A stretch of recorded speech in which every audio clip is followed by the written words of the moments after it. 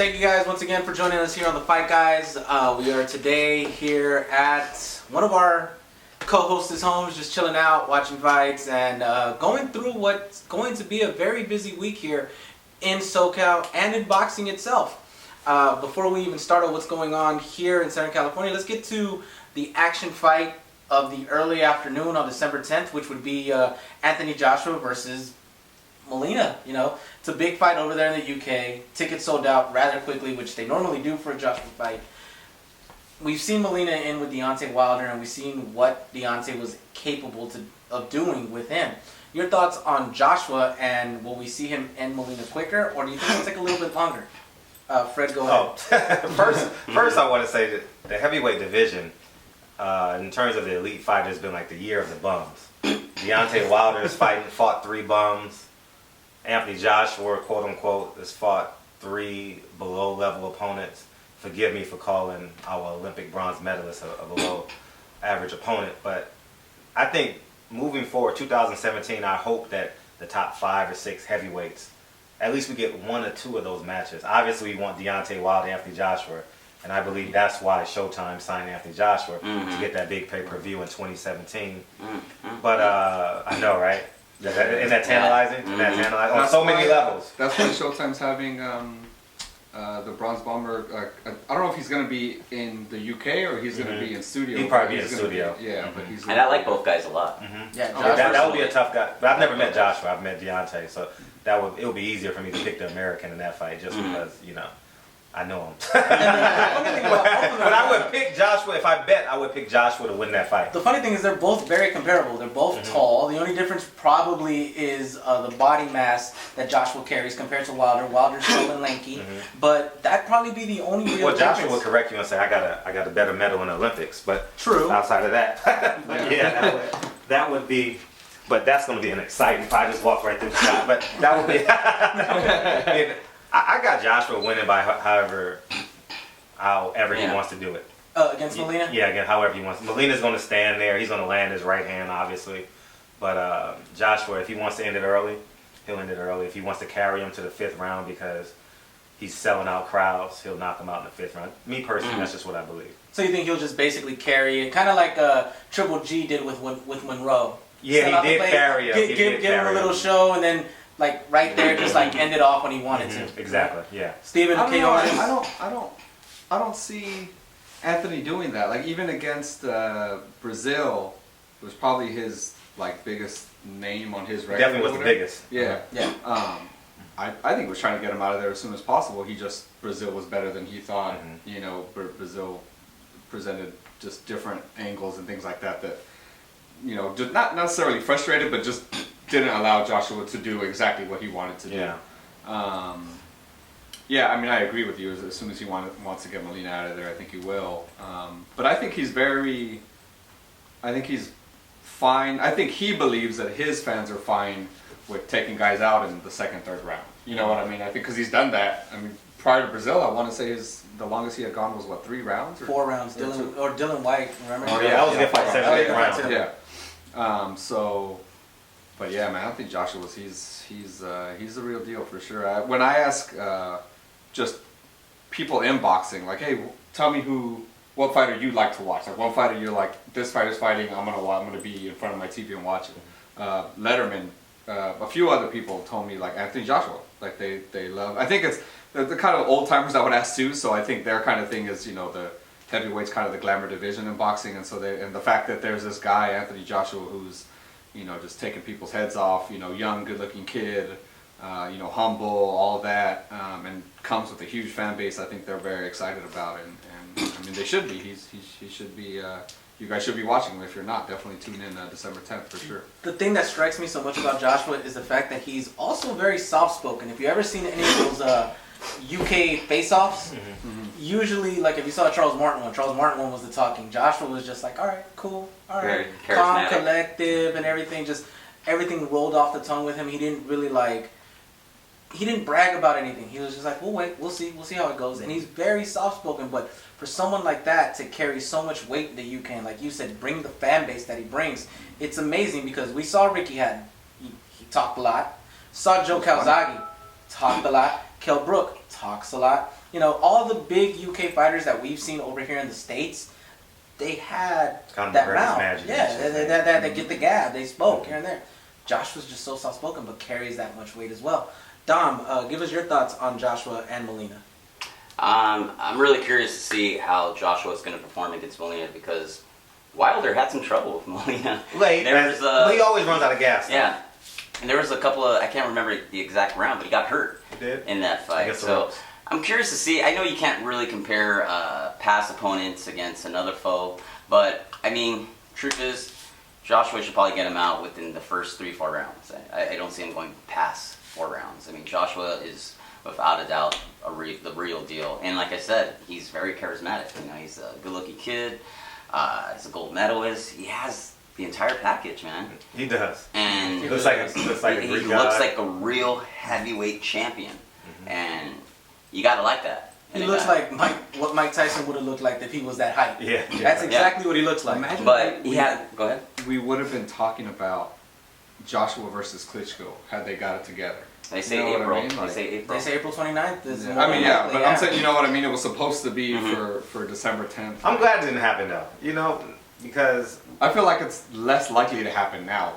I feel like if they couldn't together with those circumstances, like, okay, Joshua doesn't have an opponent, Klitschko just lost his. I don't but then know. even then Klitschko got injured. But then even then Klitschko got payday. injured too, so we wouldn't have had this December 10th too. Yeah. So I think the likelihood that April does happen, honestly, I don't think the Klitschko camp is shying away from Joshua, and we all know Joshua isn't shying away from that. Like, again, that'd be the biggest heavyweight fight over there overseas, and trust me, over here in the States, we will be watching. Yeah, for sure. Now, also, I wanted to touch on something you touched as well. I spoke to Steven Espinoza earlier this week at the Santa Cruz Frampton press conference, and he stated that Luis Ortiz is also going to be showing up on Showtime very shortly as well. So Showtime, he's a beast. Showtime and Steven special. Espinoza seem like in 2017 they're going to be pushing the heavyweight division. They're going to be showing it off like it hasn't been shown off before. We hope. Yeah, because HBO, they did like a few Klitschko fights here and there and everything, but like you said, Showtime has Anthony Joshua. They have Deontay Wilder already. If you could get one of the other big names in that division, and if they bring Luis Ortiz, you already have 3 heavyweights there that everybody think are in the top 5, 6 heavyweights there. Show them off. Showcase them on Showtime. And if we get Joshua versus Klitschko, my God, that's heavyweight division is showing itself off once again. And like you said, it's the glamour division that a lot of old timers said, they didn't really like the middleweight or the welterweight, or right now we're clamoring over Roman Gonzalez, those Who's clamoring? A lot of people, boxing pundits and everything, they love that kid. So it's like, he was getting excited over Zhu Shimeen. Hey, I said Shimeen was cool that night. That's true.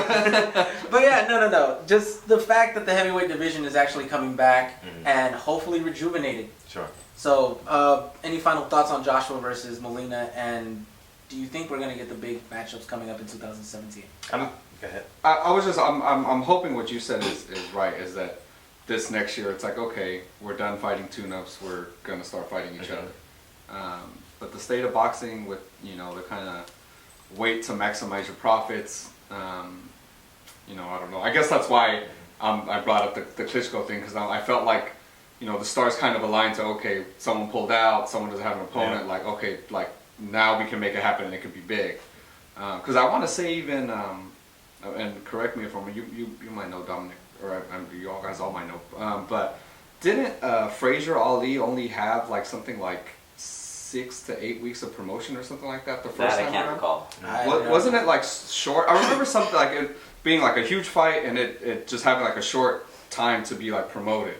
And that was obviously, that fight was marinating for so long. Right, yeah. That could be true because they fought 5 times a year because the purses were so much smaller. Right. That's true. So they had to survive. So, I mean, one would, if you play the percentages, you may be correct. I mean, if you go if you go on BoxRec, you see all these guys, like, one guy fought on February, and then he's fighting in March or April. You got Zuma Nelson. Well, I mean, these guys is fought. Professor. Yeah. Way too many times. If you look at Sugar Ray Robinson's record, he fought, I think, like, twice in 1 week. Yeah, he fought the bum of the week. Remember he had bum of the month. Bum of the month. Yeah, bum of the month. Joe Louis did that. Joe Louis, yeah, but that's what they would do. It's the only way to feed your family and have a roof over your head. Yeah. It's just it's different nowadays. Oh yeah, Yeah, Deontay Wilder can fight One once a year, fight. once a year, and you're good. Well, Sean Porter's, Keith Thurman's, they fight once a year and they live happily. Yeah. We see the Porters quite often. They have a great life.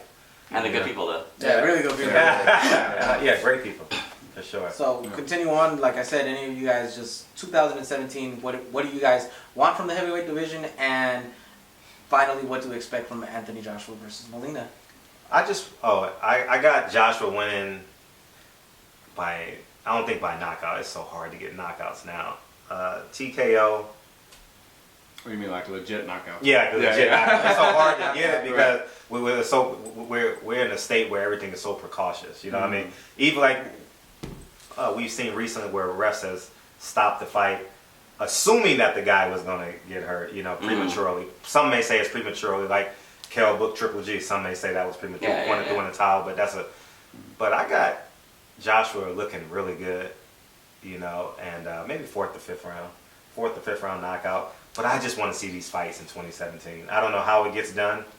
HBO has little, if not any, money, so maybe we won't see They don't Klitschko. have any heavyweights. Oh, but they got more money in England. Yeah, they don't have any. Yeah. Yeah, I was really excited about Peter Nelson taking over, but it doesn't seem like we're getting the fights that we want. Right. At least on HBO. You're right. You know?